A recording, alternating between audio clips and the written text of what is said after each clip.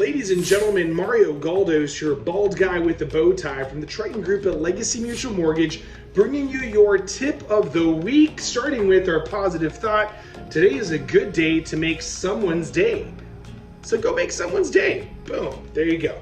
All right, tip of the week. The Federal Reserve actually met this week for their September meeting.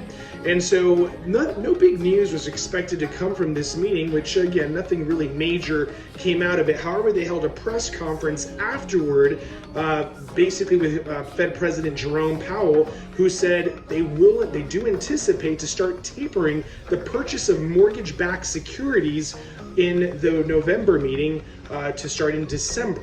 So back when the pandemic started, essentially what happened was that the Federal Reserve made an announcement saying that the rates were going to go to 0 to 0.25%. It was a huge frenzy. Everybody was thinking, oh my gosh, I want this 0% interest rate. I can't tell you how many times my phone rang asking for a 0% interest rate.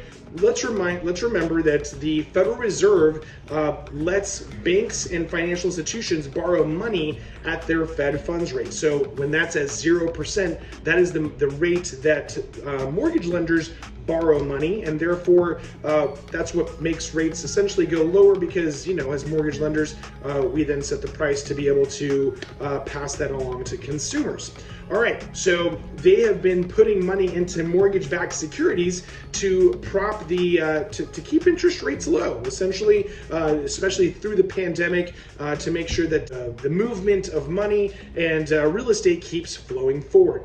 All right, so why am I telling you this? Well, because what's anticipated to happen by the Federal Reserve decreasing or tapering the purchase of mortgage-backed securities, we are expecting to see a slight increase of interest rates over time.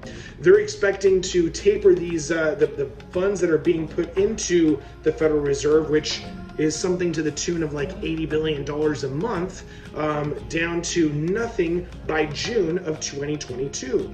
Therefore, you can expect to see rates increase slightly over time. Now, that's not going to change the supply and the demand thing. So therefore, with the rising with the rising home prices and increase of interest rates, you're going to see costs go up even more. So today we're going to talk about the cost of waiting.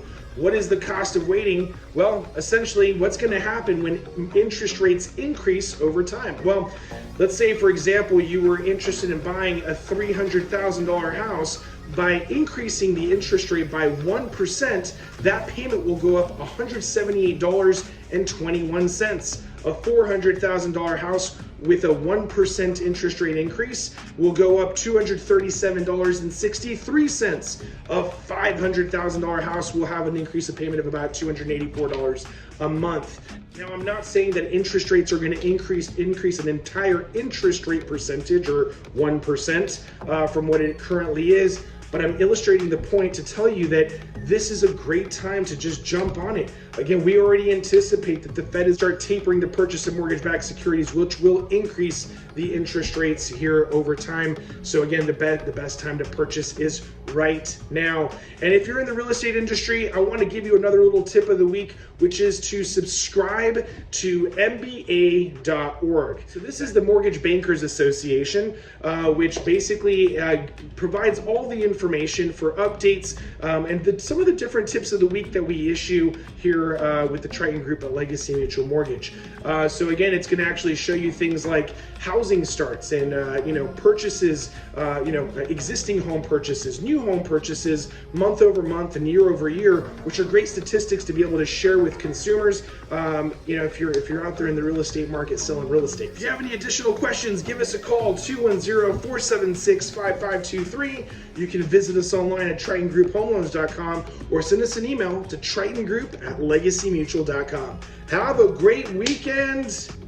Go make someone's day.